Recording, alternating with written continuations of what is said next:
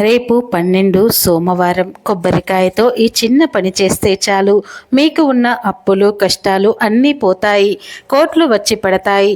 కొబ్బరికాయతో రేపు సోమవారం ఈ చిన్న పని చేయటం వల్ల మీకు లక్షల్లో ఉన్న అప్పులు కూడా తీరిపోతాయి, తాకట్టు పెట్టిన వస్తువులు కూడా పొందుతారని పండితులు చెబుతున్నారు. సాధారణంగా ఏ పూజ చేసినా, శుభకార్యం తలపెట్టినా ఖచ్చితంగా ఉండాల్సిన వాటిల్లో కొబ్బరికాయ ఒకటి. కొబ్బరికాయ హిందువులు అత్యంత ప్రాధాన్యత ఇచ్చారు.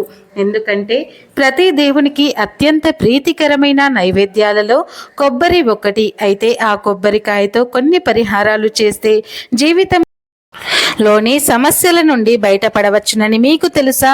సనాతన ధర్మంలో కొబ్బరికాయకు చాలా ప్రాధాన్యత ఉంది. దీనిని శ్రీఫలం అని కూడా అంటారు. టెంకాయ, కొబ్బరికాయ కొట్టకుండా ఏ పూజ కూడా, శుభకార్యం ఏదైనా పూర్తి కాదని నమ్ముతారు. జ్యోతిష్య శాస్త్రం ప్రకారం ఎవరు ఏ జాతకంలోనైనా గ్రహ దోషాలు, అడ్డంకులను తొలగించుకోవటంలో కొబ్బరికాయ అద్భుతమైన నివారణ అని చెప్పుకో ఉంటారు. అందుకు ప్రతి పూజలో కొబ్బరికాయ తప్పనిసరిగా పెడతారు. ఏ దేవుణ్ణి ఆరాధించినా, ప్రత్యేక పూజలు చేసినా కొబ్బరికాయతోనే వారిని ప్రసన్నం చేసుకోవాలని. మరి అలాంటి కొబ్బరికాయతో రేపు సోమవారం రోజు ఏం చేయాలో ఇప్పుడు తెలుసుకుందాం. ఇక రేపు సోమవారం ఉదయాన్నే శివుడికి ఇష్టంగా పూజలు చేయండి.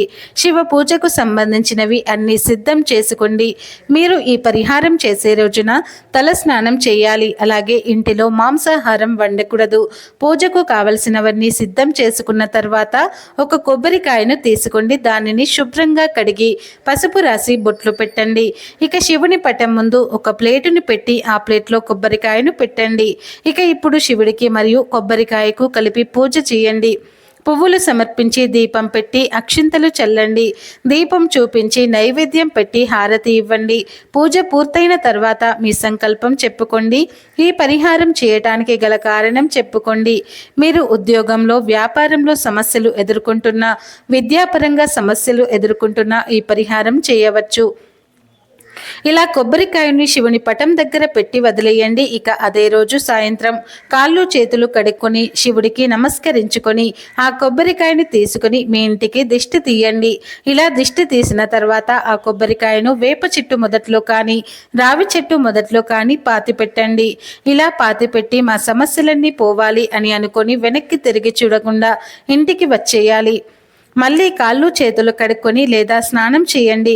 మంచి దుస్తువులు మార్చుకొని మళ్ళీ శివుని పటం ముందు దీపం పెట్టాలి. ఖచ్చితంగా దీపం పెట్టాలి. అప్పుడే మీకు పరిహారం చేసిన ఫలితం దక్కుతుంది. కొబ్బరికాయతో సోమవారం రోజు ఈ పరిహారం చేస్తే మీరు మీ జీవితంలో ఎదుర్కొంటున్న సమస్యలన్నీ ఈజీగా తొలగించుకోవచ్చు. శివుడికి ఇష్టమైన కొబ్బరికాయతో ఈ పరిహారం చేసి శివుణ్ణి భక్తి శ్రద్ధలతో పూజిస్తే శివుడు ఖచ్చితంగా మీ కోరికలను నెరవేరుస్తాడు. చీకట్లో ఉన్న జీవితానికి వెలుగును ప్రసాదిస్తాడు. హిందూ సాంప్రదాయంలో కొబ్బరికాయను మనిషి తలకు ప్రతీకగా భావిస్తారు. కొబ్బరికాయ పైన ఉండే పీచు మనిషి జుట్టు, గుండ్రటి ఆకారం మనిషి ముఖం, కొబ్బరికాయ లోపల ఉండే నీళ్లు, రక్తం, గుజ్జు లేదా కొబ్బరి మనిషి మనసును సూచిస్తాయి. వెనుక భాగంలో ఉండే 3 కన్నులకు చాలా మంచి అర్థం ఉంది.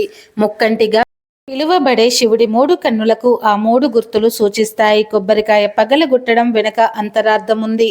ఇలా టెంకాయ పగలగొడితే మనుషుల అహము తొలగిపోతుందని, అలాగే స్వచ్ఛంగా ఉండాలని సూచిస్తుంది. దాంతోపాటు తమ కోరికలు తీర్చిన దేవునికి మొక్కుగా కొబ్బరికాయను సమర్పిస్తారు. పసుపు నుండి తయారైన కుంకుమ మనకు అత్యంత పవిత్రమైనది. వాటిని కొబ్బరికాయకు అలంకరించడం ఒక విధిగా మంచిదే. కానీ కొబ్బరికాయని కొట్టిన తర్వాత కొబ్బరిపై కుంకుమ పెడతారు. ఇది ఏమాత్రం సరైన పద్ధతి కాదు. భగవంతుడికి షోడశోపచార పూజలో భాగంగా నైవేద్యంగా కొబ్బరిని సమర్పిస్తున్నాం. మనం కొబ్బరి తింటే లేదా వచ్చిన అతిథికి పెడితే కుంకుమ, పసుపుతో ఉన్న కొబ్బరిని పెట్టము కదా. కుంకుమ ఉంటే కడుక్కొని తింటాం. మరి అలాంటప్పుడు స్వామికి పెట్టే కొబ్బరి మాత్రం కొబ్బరిని పసుపు చల్లి పెట్టడం తప్పే కదా. ఇదే కాదు, మరే ప్రసాదమైనా సరే మనం ఎంత శుభ్రమైనది, నాణ్యమైనది తింటామో, పవిత్రమైనది తింటామో స్వామివారికి అదే నివేదించాలి. శివుడికి అభిషేకం అంటే ఎంతో ఇష్టం. శివ అనగా సంస్కృతంలో శుభం, సౌమ్యం అని అర్థాలు ఉన్నాయి. ఈయన త్రిమూర్తులలో చివరివాడైన లయకారకుడు. శివుని లింగ రూపంలోనే ఎక్కువగా పూజిస్తుంటారు. అందుకే శివుడికి అభిషేకం అంటే ఎంతో ప్రీతి. శివుని యొక్క అనుగ్రహం పొందడం ఎంతో సులువు. శివుడికి ఎంతో ప్రీతిపాత్రమైన రోజు సోమవారం లేదా శివుడికి ప్రీతిపాత్రమైన రోజులలో కనుక శివుడిని పూజిస్తే అద్భుతమైన ఫలితాలు వస్తాయని పండితులు చెబుతున్నారు. శివుడికి ఎంతో ఇష్టమైన అభిషేకంతో పాటు హారతిని ఇప్పుడు చెప్పుకునే విధంగా ఇస్తే శివానుగ్రహం త్వరగా లభిస్తుందని పండితులు చెబుతున్నారు. ఏ పూజలైనా సరే హారతి అనేది మరింత బలాన్ని చేకూరుస్తుంది. అటువంటి హారతిని కనుక ఈరోజు మనం చెప్పుకునే విధంగా చేస్తే ఇక మీ ఇంట అష్టైశ్వర్యాలు నెలకొంటాయి అనడంలో ఎటువంటి సందేహము లేదు. ఉదయాన్నే నిద్రలేచి శుభంగా స్నానం చేసి దగ్గరలోని శివాలయానికి వెళ్ళి అభిషేకం చేయించండి. హారతి ఇవ్వడానికి వివిధ రకాల పాత్రలను చూసి ఉంటారు, కానీ ఆ పాత్రను పట్టుకునేందుకు స్టాండ్ ఉంటుంది. ఆ స్టాండ్ వద్ద నంది శివలింగం కూడా ఉండేలాగా ఒక పాత్రను తయారు చేయించుకోండి. ప్యూర్ పంచలోహంతో పాత్రను తయారు చేయించుకోవాలి. అభిషేకం చేసిన తర్వాత ఈ పాత్రలో కర్పూరం వేసి శివుడికి హారతి ఇవ్వాలి. ఈ విధంగా హారతి ఇవ్వడం ద్వారా మృత్యుంజయ హోమం చేసినంత పుణ్య ఫలితాన్ని పొందవచ్చునని పండితులు చెబుతున్నారు.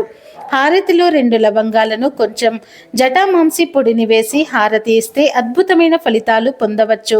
ఇలా చేయడం ద్వారా మంచి సువాసన వస్తుంది. ఆ పరమేశ్వరుడు ఎంతో ఆనందిస్తాడు.